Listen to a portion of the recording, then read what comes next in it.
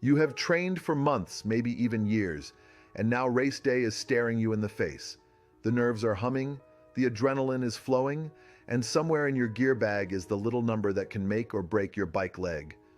Power. Racing by power sounds simple. Hold the number, stay steady, ride smart. But the reality is more complicated. It takes practice, planning, and a cool head when the watts start bouncing across your screen. First things first, you need the right tools. Power racing is useless if you cannot measure it.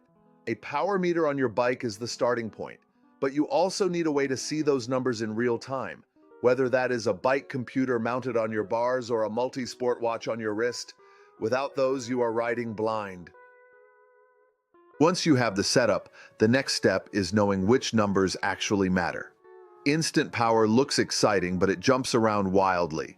1 second showing 0 and the next spiking to 600 watts. Chasing that will only make you frustrated and inconsistent.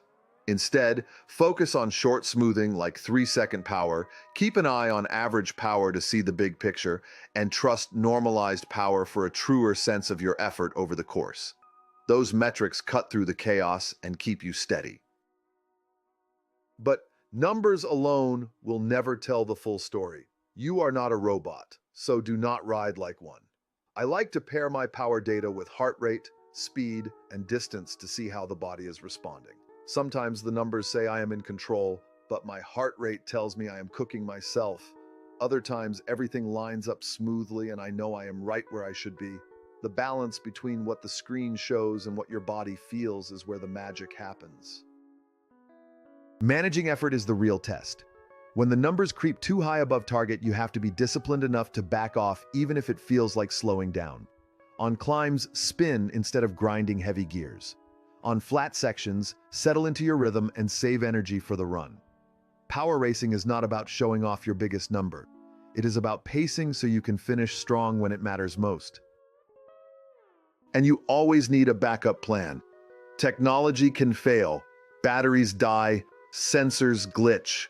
If you have spent your training riding with both power and feel, you will know what 200 watts feels like compared to 240, and you can adjust using heart rate and perceived exertion.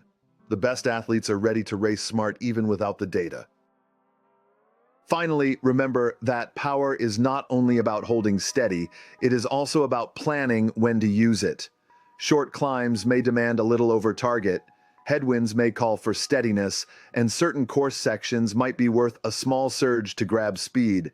Study the course map and think about where to spend your energy and where to save it. A smart power plan turns your bike leg into a chess match instead of a coin flip. Racing by power is ultimately a discipline. It is about respecting your body, respecting the course, and trusting the plan you created in training. When you get it right, you roll into transition with legs that are ready to run and a smile that says, "You just nailed the bike." That is how you set the pace on race day.